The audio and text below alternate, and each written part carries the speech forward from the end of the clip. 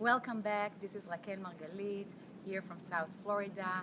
Today I wanted to talk to you about inspections. Many times I get the questions, should we just let go of the inspection, save money, save time, and move on? And the short answer is no. Definitely not for resales, and I'm talking about commercial and residential properties. Okay, so now we know we need to hire an inspector.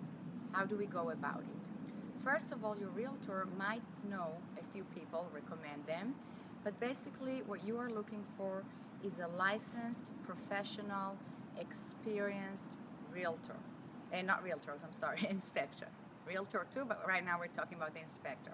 Okay, what's going on in an inspection? If it is a condo, we're going to focus on the interior of the property. If it is a single family home, we're going to look at the entire property. But the inspector is going to look at structure, he's going to look for leaks, he's going to look for any damage, he's going to look at all the appliances, he's actually going to spend time running all the appliances to see that everything is in working order. If something is not, the windows, are they opening easily, are they stuck, doors, and so on and so forth. If something is not in working order, the inspector will kind of give you a price range, what it would take to repair it. Based on that, you receive a report and you decide if you want to proceed with the purchase of the property, you want to negotiate a price a little bit with the owner, or you're willing to just let go as decided in the beginning.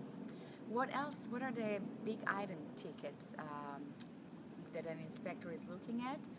Asbestos, mold, radon gas, especially in single-family homes or low floors, leaks and major structural damage.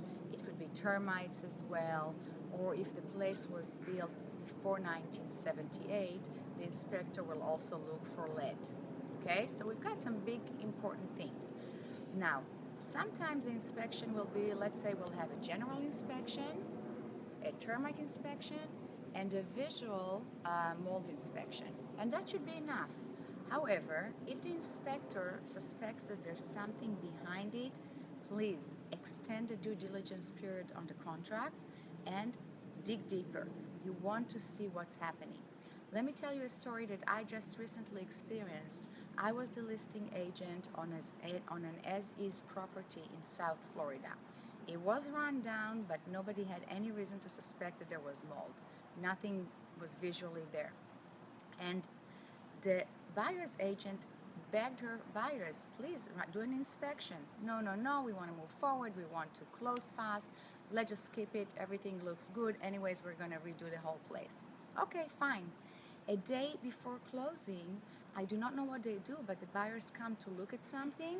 They open a cabinet that nobody has ever opened, and they see traces of mold. Now, of course, they have to pay for the inspector to come in and to see what's happening. At this point, they're way past their due diligence period. They have to close regardless. The inspector comes and says, listen, it's not a big problem. You really are lucky, but it will cost you about $5,000. They come to us, to my client, and ask, would you be able to credit us towards, in closing, towards the repair? Now, by law, he does not have to do so, and under any other circumstances, he would have done it just to accommodate him. However, his particular circumstances did not allow him to be as generous as he wanted to be. So now the buyers come out of pocket more than they anticipated, just because they tried to cut corners on an inspection. So please, this is not where we cut corners. To recap, we want an experienced, professional, licensed. We want to do it within the due diligence period. We want to go back to the sellers within the due diligence period. If we need to dig deeper, we do so, and we extend this due diligence period. Thank you, and I look forward to hearing you in the next broadcast. Have a good day.